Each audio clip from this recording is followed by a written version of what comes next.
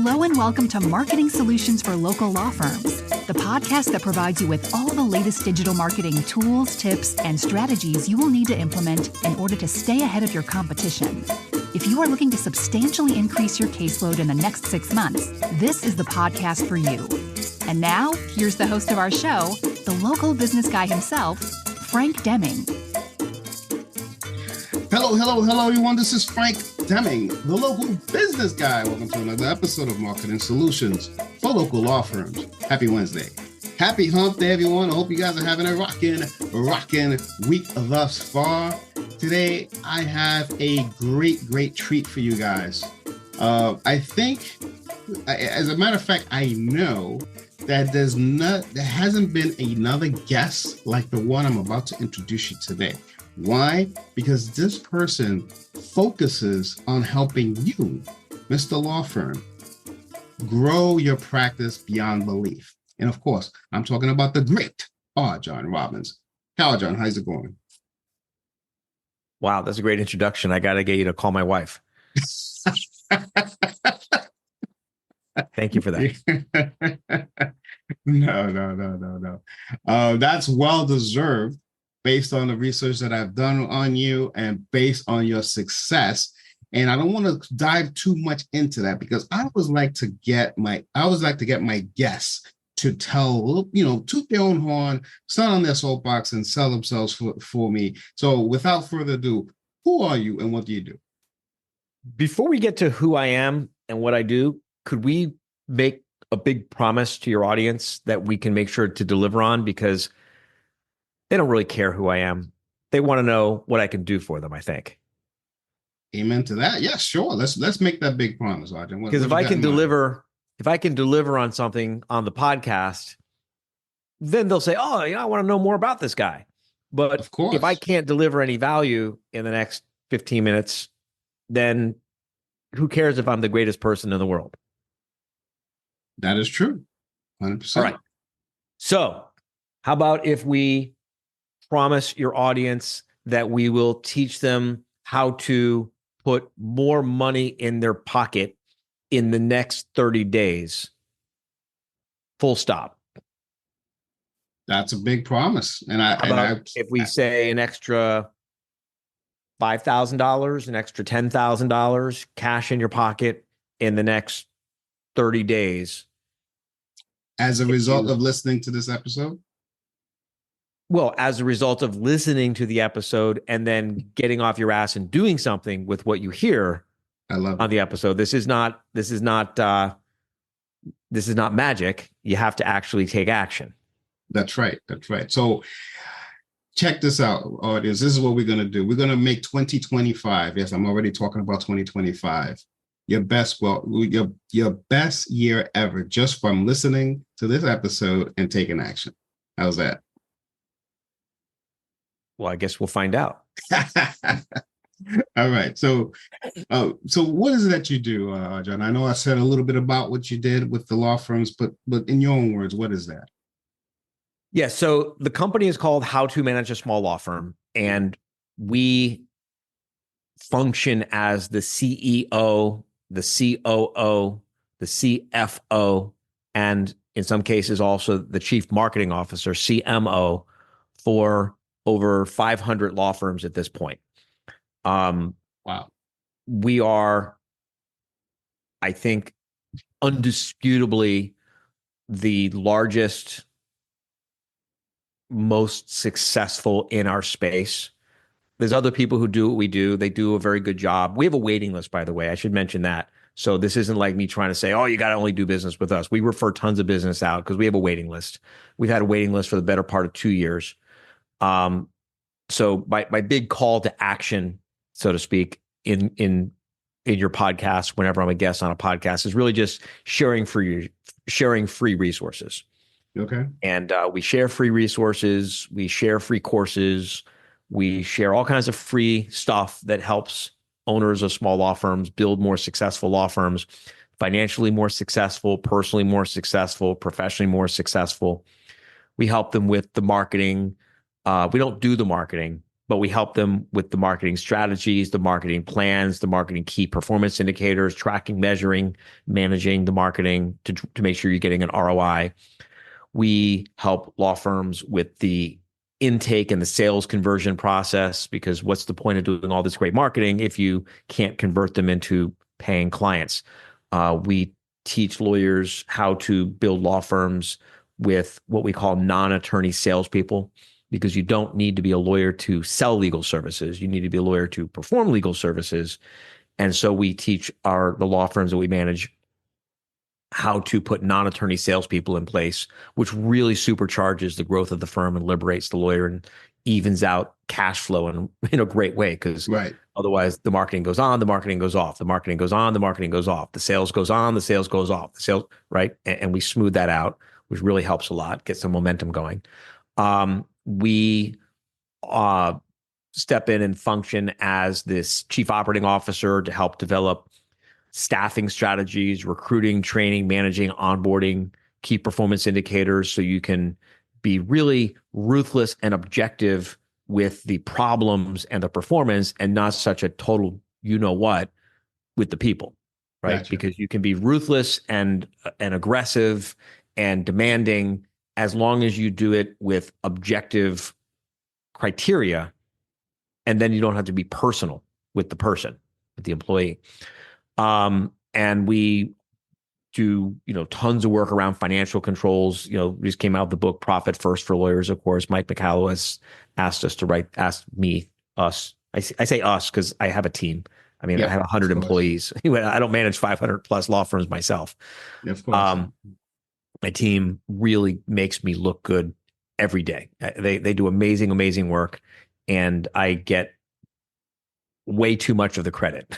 But, heavy is the head that wears the crown, as they say. No, but seriously. So we do, there's 7 main parts of every successful law firm. There's 7 main parts of every struggling law firm: marketing, sales, production, people, physical plant, financial controls, and of course, the goals of the owner, the financial goals, the personal goals, the professional goals of the owner of the firm.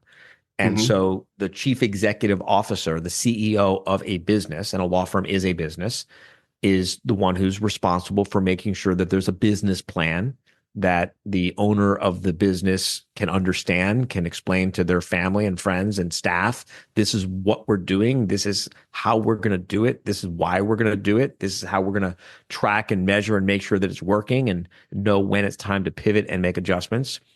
That's what the CEO does. So that's what we step in and do for the owners of the 500 law firms that we help to manage. And then the chief operating officer comes in, and they're like the engineer, and they're the ones who really focus on the tactics as opposed to the strategy. And these are just the step by step, the stuff that I personally hate doing. And most law firm owners hate doing this stuff. This is the stuff that chief operating officers in law firms, it's very often referred to as a professional legal administrator. They love doing that stuff. Like, I get together with we've got, I think, 6 or 7 full-time chief operating officers who service the law firms that we manage. And like, the stuff that they actually get excited about drives me insane. They don't like to do the stuff that CEOs like to do, and CEOs don't like to do the stuff that COOs like to do. So it's a beautiful mix. And then, of course, there's the financial controls, right? Budget variance report, cash flow projections, being able to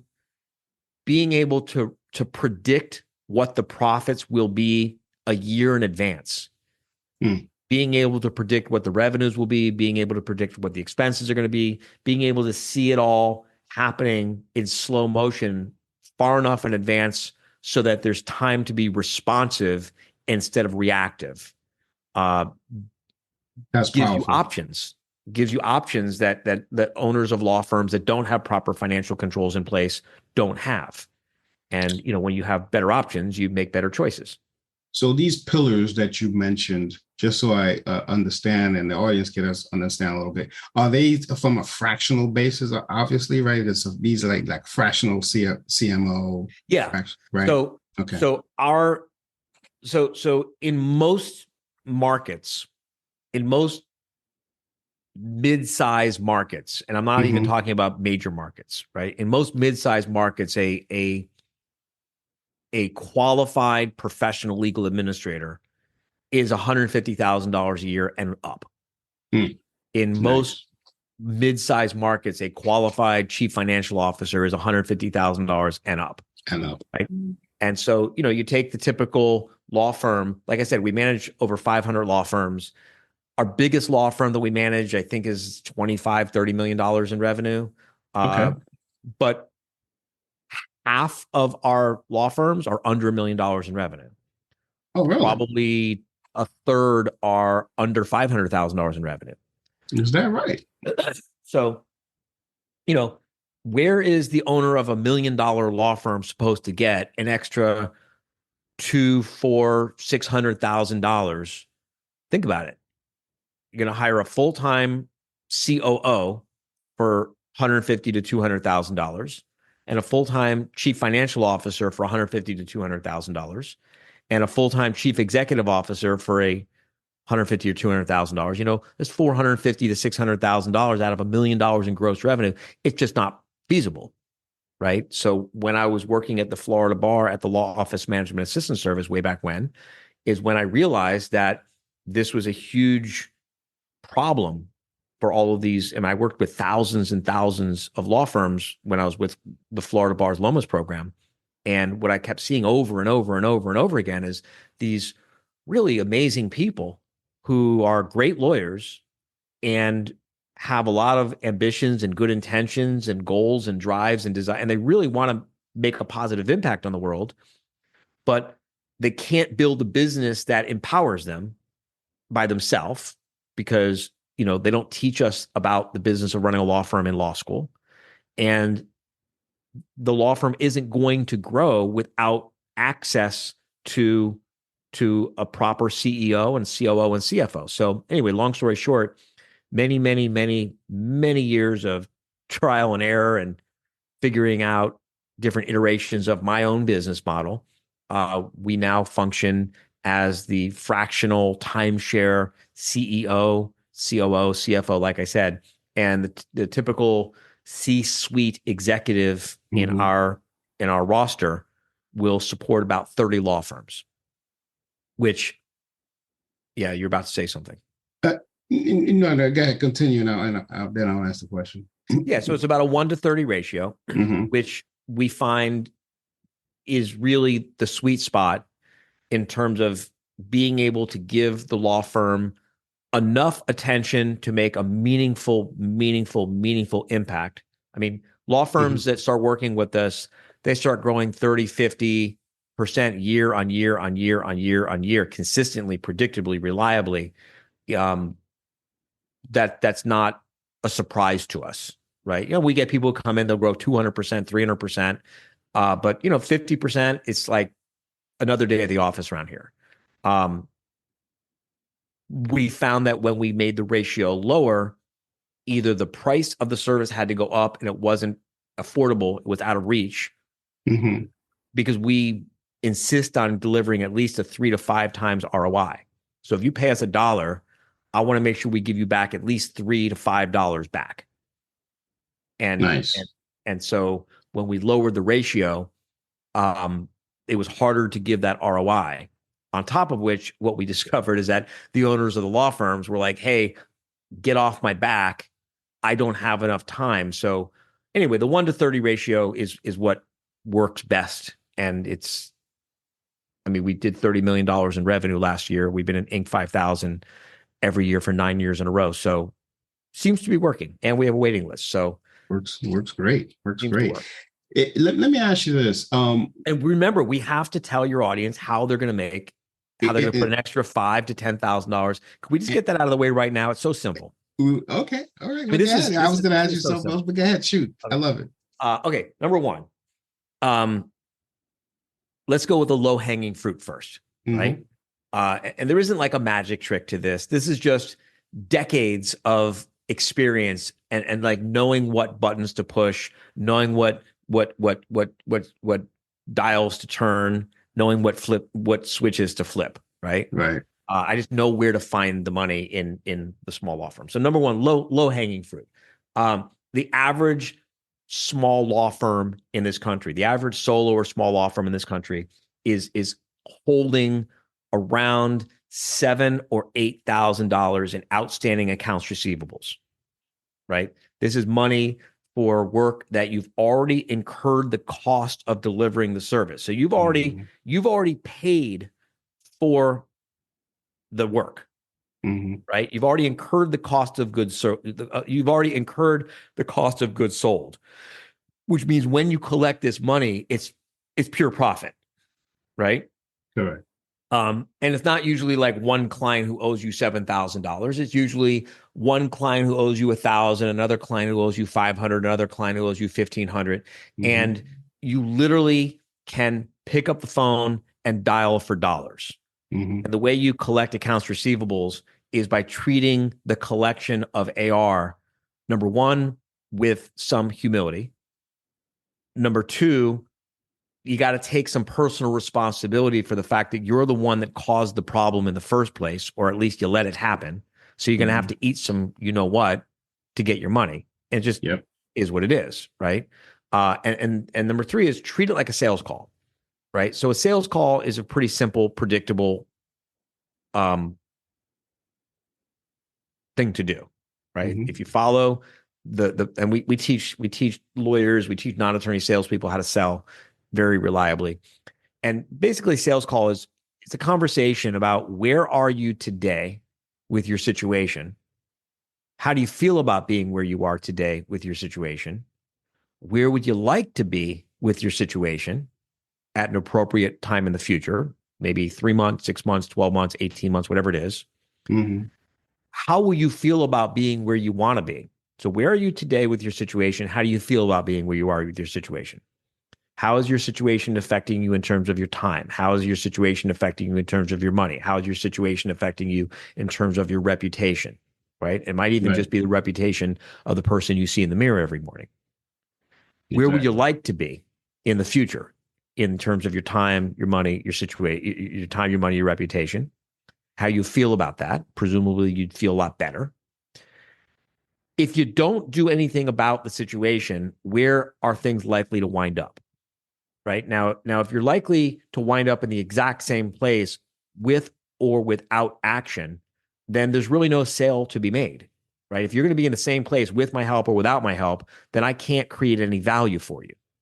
Right. But if you're likely to be, and no guarantees of obviously, but if you're likely to be in a much better place with my help, and you're likely to be in a much worse place without my help, that delta between where you're likely to be with my help versus without my help, that's where I can add value. You follow? Exactly. That's the gap. That's the gap. That's where you can add value, right? So an AR collection call is basically a sales call. It's a forward-looking sales call, right? This is where we are right now. Where we are right now is the client who owes you money probably has additional problems. They probably have additional opportunities. They probably have more things going on in their life that they still want and need help with. Correct. So we sell into that future need, right? And essentially what we're going to end up saying to collect AR, it's not a threatening call. It's a gift. And we're essentially saying is, hey, listen, you want and need help with this situation in the future. And I'm making this up. The fee for that would be, let's just say $2,000, right? Listen, you owe me $1,000 already. So if you can pay me the $1,000 that you owe me now, along with the $2,000 that it'll cost to do the job that you need done, so come up with $3,000, I will do these things for you in addition. I'll give you these extras. I'll give you these bonuses. I'll do more for you. I'll dial up the cool factor. Don't lower the cost. Add more value. Yeah, right? Because stacking the cool, as Frank Kern would say. That's exactly who I got it from. Yeah. And so, if you lower the cost from $2,000 to, let's say, $500, it costs you exactly $500. But if you add an extra $500 of value, your cost of goods sold on that $500 might only be $150. So it only costs you $150 to do an extra $500 worth of work for free, whereas it costs you all of $500 to give a $500 discount. Wow. Tracking? That is awesome. So anyway, so first thing is collect accounts receivables. Okay, that's one. Next, and this is something that I know is near and dear to your heart, right? I say this with a very high degree of confidence that every law firm owner who is listening to this, particularly if they're one of your clients, because I know you get them a lot of leads, right? All the time. And I know that one of your frustrations, because it's one of everyone's frustrations who does marketing, is the law firm owner who does not follow up with the leads. Yep. That's one of my biggest pet peeves. Yep. So think about this. You've already paid Frank to generate the leads. He's generated the leads. The leads have called your office. Maybe they've even had a sales conversation with you. You know they have a problem. The problem didn't go away. The problem is that most lawyers who are doing the sales themselves, they're not trained on how to do sales properly. And they let their ego get all mixed up in it. And their feelings get hurt when the client doesn't hire them and they take it personally. Yep. This is one of the reasons why it's great to have a non-attorney salesperson. But meanwhile, you're sitting there with, if your average case or matter is worth, let's say, $5,000, there's no way that anyone listening to this podcast could possibly convince me that they're not sitting on top of $30, $40, $50,000 of unconverted leads who are still walking around with the same problem that got them in the door in the first place. Right? The problem didn't get better in the last month or 2 or 3 since they came in for the sales call and didn't hire your firm. The problem got worse. So whenever any of our members need to generate, some quick cash, we go to AR, collect the AR, and then we say, okay, now let's look at all your unconverted leads. And of course, our clients, we've got good data, good metrics, good tracking. And I know you're a big proponent of that also. Huge. And you pick up the phone, or better yet, you have someone on your staff pick up the phone and have what we call a GAS call. GAS stands for give a shit. Call and say, I give a shit about you. I like that. Like magic, you pick up money every time, right? All right. Third way to pick up quick cash in a law firm is, and this is practice area dependent, of course, doesn't work as well for certain practice areas, but most practice areas, most lawyers are not sitting down on a regular basis. And I would say monthly would be ideal. I mean, if I can get someone to do it weekly, that's my dream, but monthly will work wonders. And sit down and look at all your open cases or matters and prioritize the ones that are quickest to cash, right? So you get the lawyer who's working on the case, like you get the personal injury lawyer, contingency lawyer who's working on the case. I'm going to make $1 million on this case. Yeah, you'll make $1 million on this case 2 years from now. Yeah. But meanwhile, there's $10,000 cases that will keep you alive and still in the game long enough to collect the $1 million, right? And then you get lawyers, you got law firms that are doing hourly work or flat fee work or other things like that. And they just, if you'll just sit down and prioritize which cases you're going to focus on this week and prioritize them in terms of which cases can you convert to revenue the quickest, right? Because the money's sitting there in the trust account. The client doesn't want the money in the trust account. If you got a bunch of money sitting in a trust account for unpaid legal services, understand that is pissing off the clients every single day. Yeah. Right. Correct. And every single day, the client is sitting there thinking, when is the lawyer going to finally get to my case and move the money out of the trust account into their operating account so I can get some value? Obviously, they're not thinking of it in those terms, but that's the gist of how the client is thinking. So if you'll sit down and just prioritize the open cases and matters in terms of what's quickest to cash flow, right? You don't need fancy software. You don't need special technology. You literally could do this on an envelope over breakfast tomorrow morning and just jot down the cases that are quickest to cash flow. And you'll put an extra $5,000 in your pocket in the next 30 days for sure, because most lawyers are not working on cases in the right order. Yeah. No, I've seen that. I can keep going with example after example after example of like, look, building $1 million law firm, it's not like one grand gesture. It's not one giant fell swoop of magical stuff. It's one brick at a time. We build it solid, sustainable, reliable by just doing the right things the right way, consistently.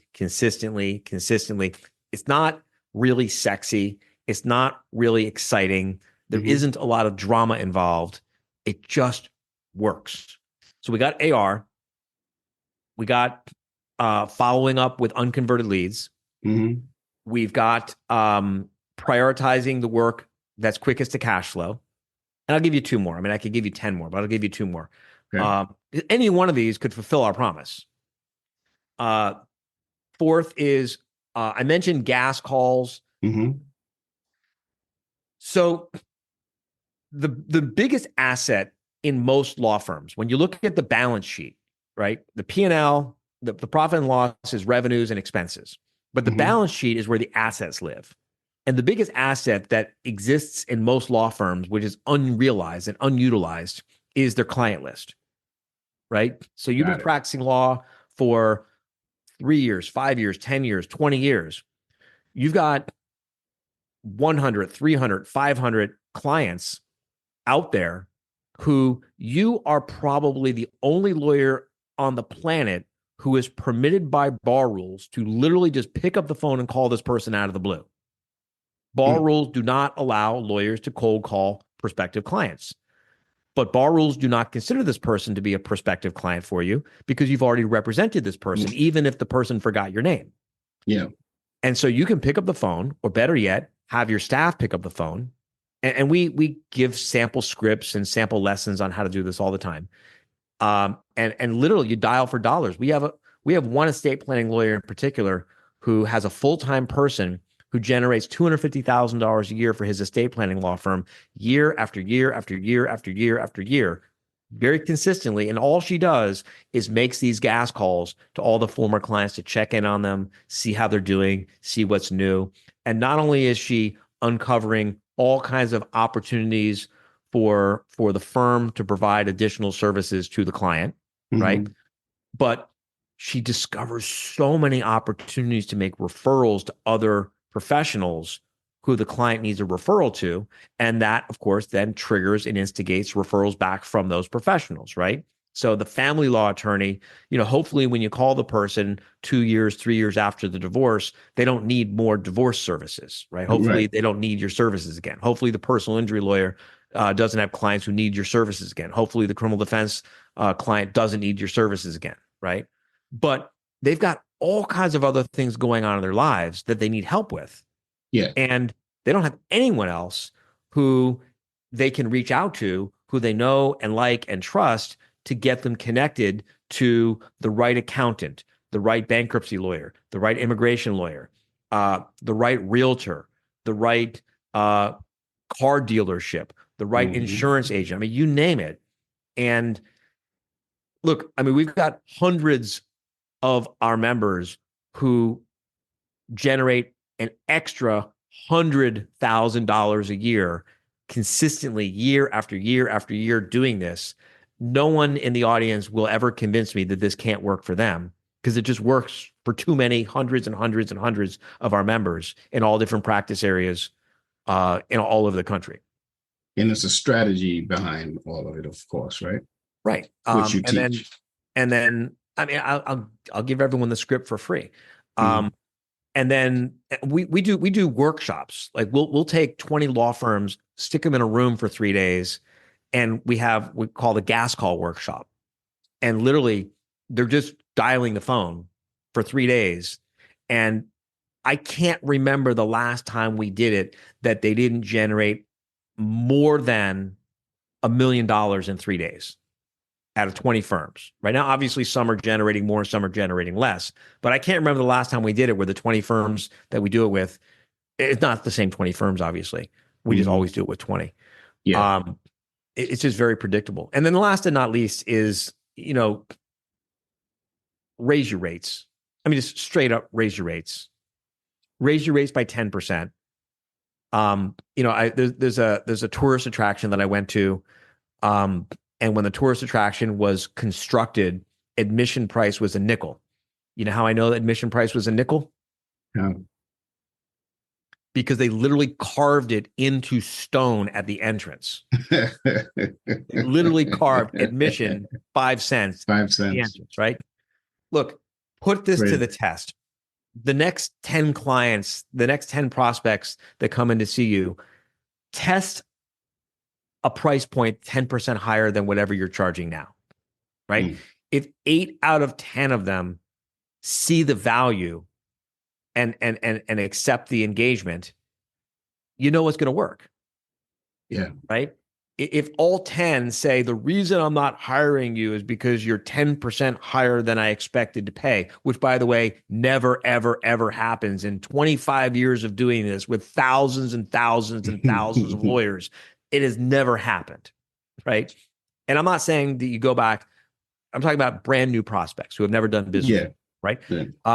And so when 80% of your prospective new clients tell you by their actions that you're underpricing your services relative to value, you should listen to them.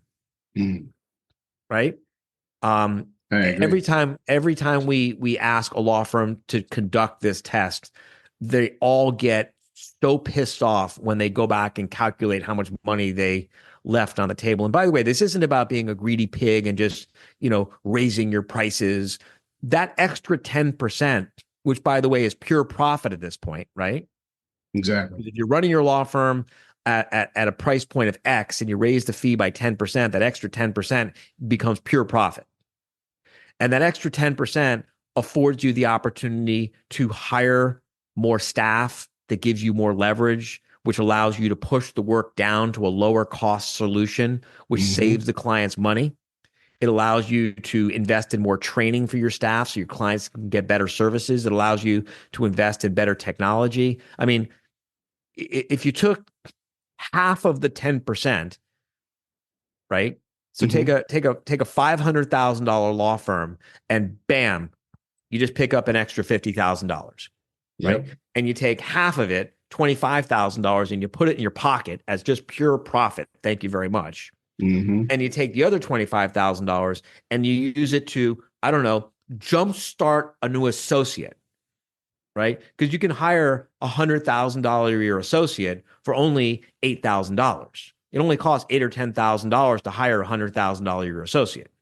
It only costs, $4,000 or $6,000 to hire a $50,000 assistant, right? Because if you think through and document the jobs, set the processes and the systems and the procedures the right way, and do an intelligent onboarding program and do smart interviewing, the person's going to be paying for themselves inside of 30 days. And after that, it's all profit.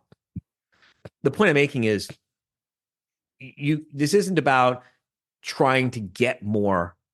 It's about pricing your services strategically and intelligently with an eye towards reinvesting some of the profits to add more value to your clients, which, by the way, will make the clients happier, which, by the way, will result in more referrals and more repeat business, which, by the way, will result in you having to make fewer apologies, which, by the way, will result in you feeling better about selling your services, which, by the way, will increase your conversion rate when you're energetically in alignment with the value proposition of your marketing. I mean, it's just, got it. This is, I said to you, this isn't rocket science. I mean, law firms are not complicated businesses to run. Law firms are very, very simple businesses to run compared to an HVAC company, compared to a moving company, compared to a restaurant, compared to almost any other kind of business you can probably imagine. Law firms are more simple, They have fewer moving parts. They require less working capital. They present a much lower risk profile to the owner of the law firm than the owner of the HVAC company or the restaurant or anything else. And they offer significantly higher opportunities for profit. And this, by the way, is terrible news to struggling lawyers everywhere. Struggling lawyers everywhere love to hide behind the excuse of, oh, it's just a really complicated business and that's why I'm struggling.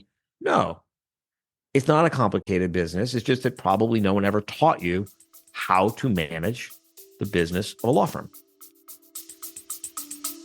We'll be back after a quick break. Hello there, listeners. If you're an attorney and you would love to be a guest on the show so you can promote your services to people that listen to the show and beyond, give us a call at 888-416-7752 or send us an email at podcast@lbmsllc.com.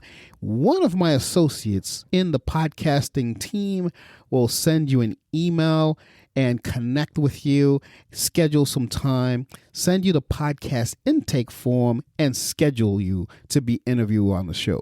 So if that's something that you really would want to do, go ahead and take one of those actions, and we'll take it from there. So until then, enjoy the rest of the show. So do you work with solo practitioners at all? Oh yeah. I mean, we get people who come to us, they haven't even passed the bar exam yet. Oh. And we help them set up a law firm. Look, we get them at two ends of the spectrum, right? We get people who are inspired and we get people who are desperate, right? So we get everyone from the person who's been banging their head against the wall for 3 years, 5 years, 10 years, 20 years, and finally something has happened in their life. And for some reason, now they're ready to make a change, right? And today could be the first day of the rest of your life. And we love working with people like that. We also work with people who are inspired, right? They've had a taste of success. Mm-hmm. They've seen what's possible. Like I said, we have a waiting list. We get most of our business. I know this is going to be like sacrilege to hear, or blasphemy for you to hear, but we actually get most. You're a marketing guy. I love marketing, by the way. I love marketing. I'm a huge direct response marketing person. I co-authored a book called The Automatic Marketing Machine. I love marketing. I love good marketers, and I hate bad marketers. Yep, me too.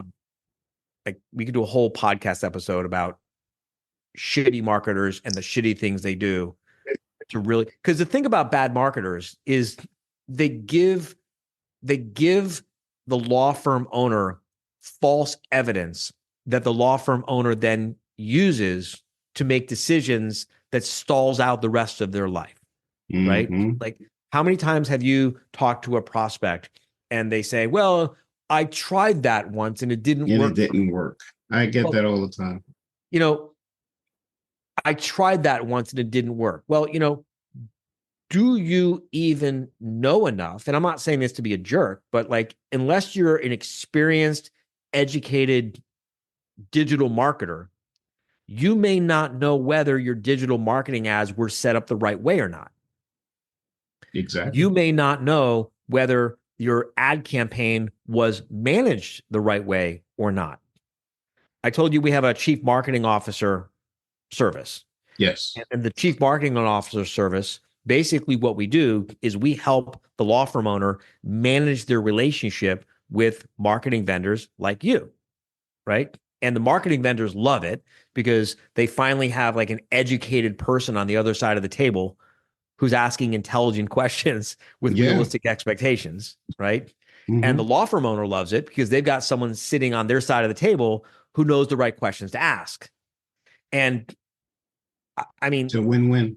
Every month, we discover a marketing vendor who is literally doing nothing. And they're giving the law firm owner, you know, vanity data and vanity metrics that don't really matter. And in some cases, they're literally just lying. They literally will get on, will say, 90 days ago, we agreed that you were going to test A and B, and it's 90 days later, we want to see the result of the test.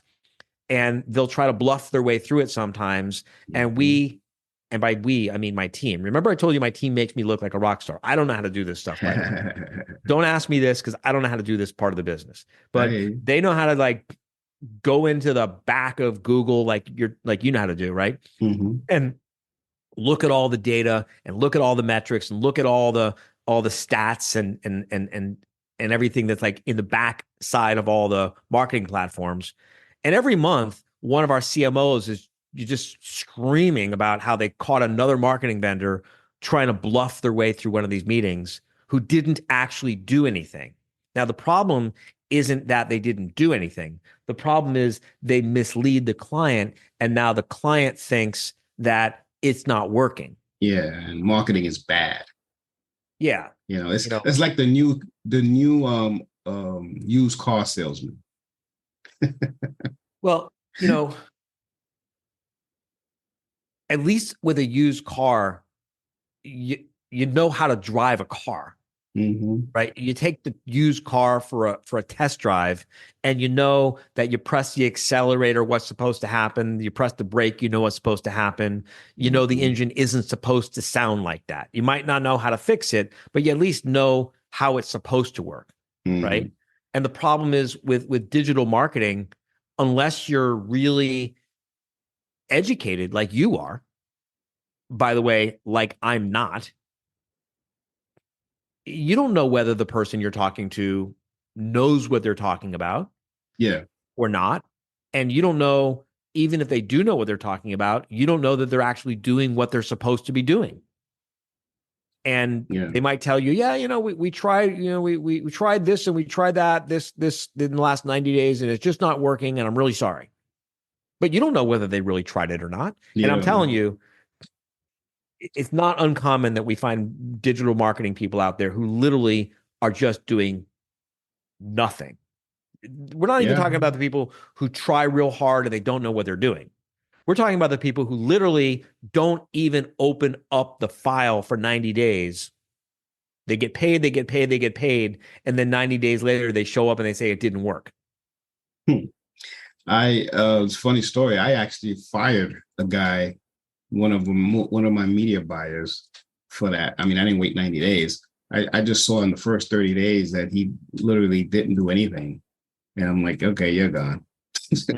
I mean, this was back in 2012, but yeah, he basically did nothing to it. So I have to. It's shocking what people get away with. Anyway, so I feel like we've delivered on our promise that if the listener will set aside time. Look, the $5,000 that you're going to collect in accounts receivables. Let's just put some numbers to this, okay? You know how much money you have to collect to make up for the $5,000 in accounts receivables that you just ignore? Yeah. Well, let's think about this for a minute.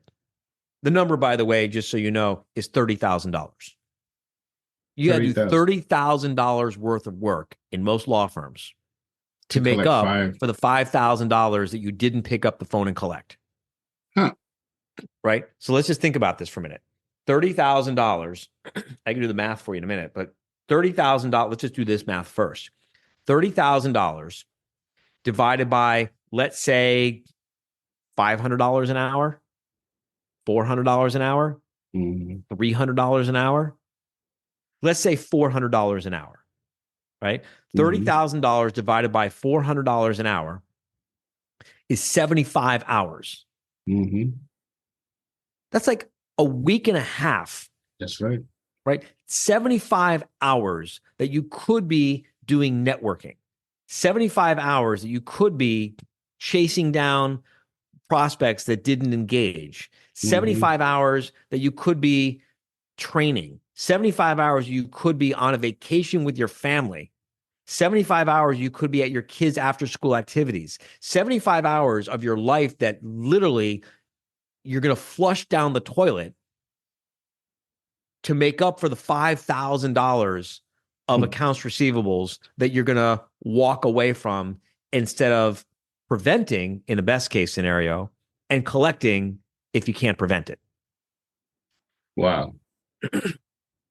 If you put it that way, I mean, who wouldn't, get that 5,000? Well, if no one's ever taught you how to, if no one's ever told you that you should, if no one's ever shown you the real cost of accounts receivables, which by the way, I talk about in my book, Profit First for Lawyers. If no one has ever shown you how to pick up the phone and have the conversation in a way that, doesn't bruise your ego, if no one's ever shown you how to do it in a way that the client actually will thank you for it, well, then I can understand why a person wouldn't do it. It's not because they're stupid. It's just because they don't know. They don't know. Right. Makes sense. Yeah, it's pretty shocking. Look, law firms, I've said it before. I'm saying it again. I'm sure this isn't the last time I'm going to say it. Probably not the last time I'm going to say it today. Law firms are very simple businesses to run. And they're simple businesses to run. They're simple businesses to run profitably. Which that's another thing, by the way. There's so many law firms out there where they're bragging about their revenues. Look at me, I have $1 million firm. Look at me, I have a $10 million firm. Look at me, I have a $20 million law firm. I've been into more million, $10 million, $20 million law firms that are not profitable than I can count. I'm no longer impressed when I see the person with the $1 million or the $5 million or the $10 million law firm until I see how profitable it is. Because who really gives a crap? I mean, your kids don't care. Yeah. My mom, my dad, has a $10 million law firm. They never get to spend any time with me, and they're miserable, and we're still broke. Your kids don't care about that stuff. Your kids want you to be happy. They want you to be present. They want you to be able to make plans and stick to your plans, and they want you to have the profits that you need to give them a great life. 100%. 100%. Going back to the promise, I think we delivered on that promise, but I want to talk before I let you go. I want to talk a little bit about your book. Can you tell me a lot about the book? Who's it for? Well, the books, actually, not book, books. Who's it for? Who does it help? What was the reason behind the book? So the book that I got invited to talk about, so I'm just going to stick to that one, is called Profit First for Lawyers. Transform your law firm from a cash-eating monster into a money-making machine. And some of your audience may already be familiar with Mike Michalowicz's book, Profit First. So I'm friends with Mike, and Mike asked me to write a book called Profit First for Lawyers. And then I didn't do it for 2 years. And then he called me one day and he basically kind of like read me the riot act and said, you got to get it done by this date or I'm going to kick your ass. And so I sat down and wrote the book. I mean, it only took me 50 years to know how to write the book. And then when I actually sat down to write it, I actually wrote it in 9 days. Wrote it myself, didn't use a ghostwriter. I used someone to help me write it, but every word from the book came from me. This isn't just like some cheap copy and paste book. The book actually is not a replacement for Profit First. In fact, one of the things I say in the book is you should still read Profit First. I'll just read the first couple paragraphs if you don't mind. Sure. Rather than explain it. It says, this book will make your law firm more profitable. It may also piss you off. This book is meant to be a rallying cry for entrepreneurially minded small law firm owners everywhere. This book is dedicated to you if you are committed to finding a better way to grow your business and a better way to live your life. If you implement what is explained in this book, your law firm will definitely become more profitable. You will feel more confidence and you will begin to experience the unique satisfaction that comes from being able to put more of the revenue collected by your law firm into your own personal bank account reliably every quarter, every month, every year. These are my promises to you as author to reader. And then I talk about this book is not a replacement for reading, or I recommend listening to Profit First by Mike Michalowicz, who asked me to write this book. This is not a cheap. Basically, this book makes the case for why you should read Profit First. And this book makes the case and gives you the ammunition that you need. Because when you try to implement Profit First in your law firm, your accountant is going to tell you all the reasons why you shouldn't. Your bookkeeper is going to tell you all the reasons why you shouldn't. Your banker is going to tell you all the reasons why you shouldn't. If you have a business partner, they're going to tell you all the reasons why you shouldn't. Everyone around you who's supposed to be helping you make more profit, and I'll explain why in the book, they all have their reasons why. They're going to tell you why you shouldn't try to implement Profit First in your law firm. They're going to tell you why it doesn't work, why you shouldn't do it, blah, blah, blah, blah, blah, blah, blah. And this book is basically giving you all the ammunition you need to tell them to F off and why it's going to work. And it just proves to you over and over and over again that it works, why it works, how it works.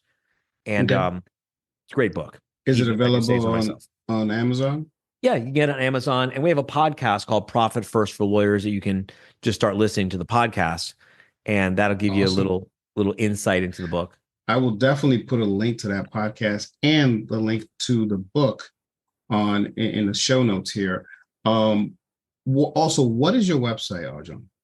Oh, the website is howtomanage.com, or you can also just go to howtomanage.com. It'll take you there too.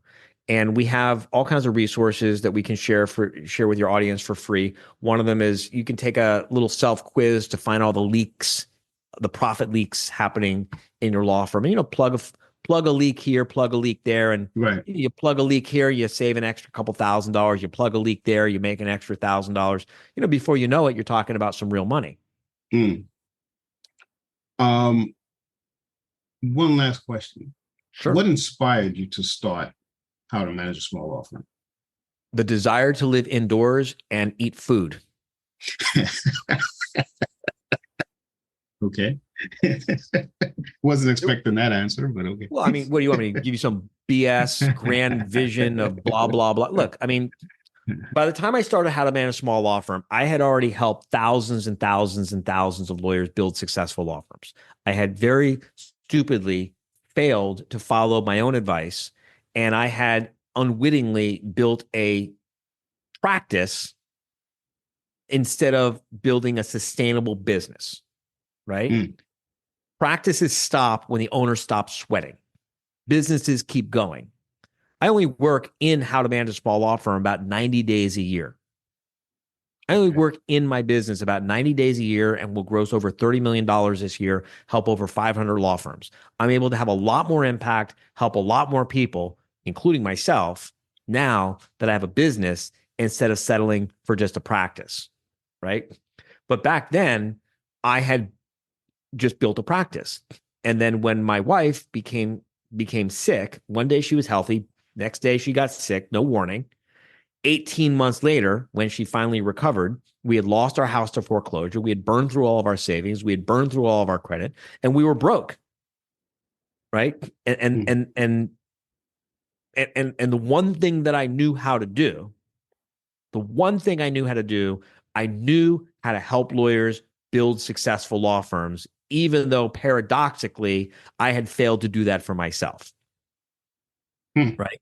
And that's part of the reason why we're so militant on about helping the law firms we work with transform from a practice that the owner has to work for into a business that works for the owner. But look, when I first started it, no, there wasn't this big, grand, altruistic vision to change the world. I lost my house to foreclosure. I wanted to live indoors. I had experienced food insecurity, even though I was a licensed attorney who had helped thousands and thousands of law firm owners build successful law firms and had a pretty amazing reputation to boot. But I'd failed to follow my own advice. And so, yeah, the original motivation you asked, the original motivation was I needed to take care of my family. I needed to take care of myself. And I needed to pay my bills. And that's what it's all about, RJon. That is what it's all the vision about. came later.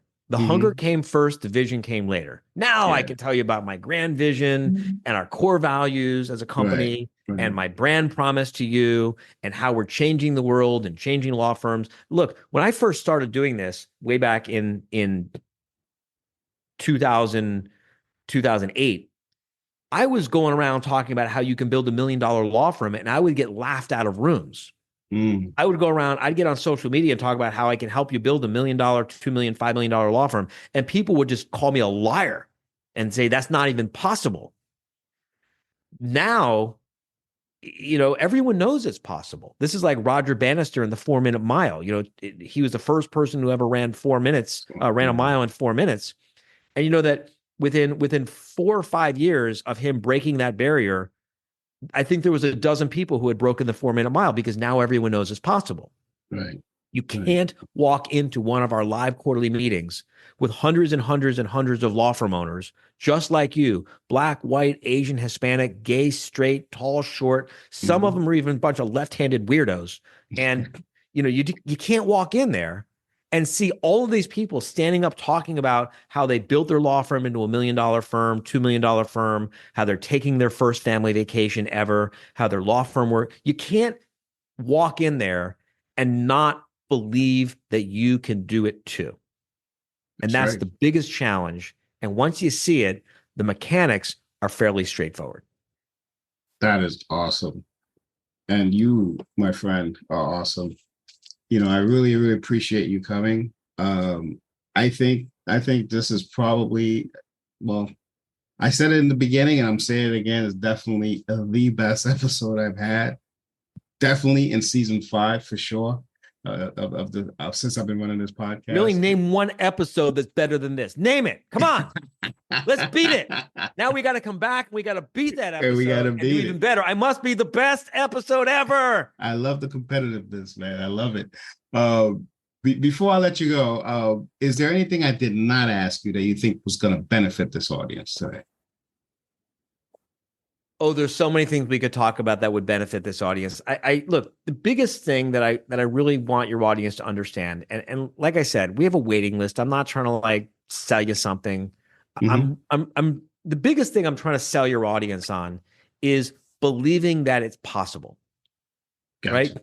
Right? You come to one of our live quarterly meetings and you see the most motley group of misfits. Like we are just this weird group of people who shouldn't get along, but we all get along and we all support each other. And it's a really great, very, very, it's an inclusive community that's very exclusive because of the weirdness of everyone there. Nice. And the biggest thing that I want everyone in the audience to really take away from this is to understand that it doesn't matter what your biggest problem is. Very likely your biggest weakness, your biggest challenge, your biggest problem can be turned into your greatest superpower, and we can transform that into your greatest strength. Love that. I love that. That is awesome.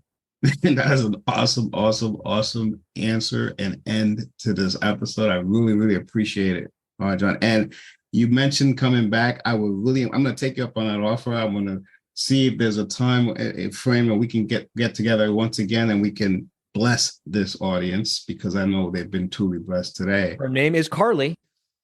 Oh, okay. There you go. I'll work with her and see what we can muster up for a repeat visit. But with that, I'm going to put an end to this episode. This has been Frank Deming, the local business guy, and you've just been blessed by the great RJon Rollins. Take care, everyone. Until next week. Peace out.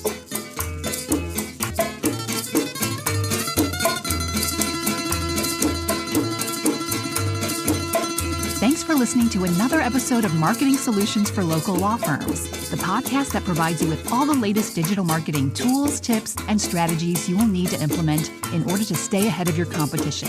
If you would like to know more about the topic we discussed in the show today, reach out to Frank and his team at 888-416-7752 and schedule a discovery call with one of the marketing consultants.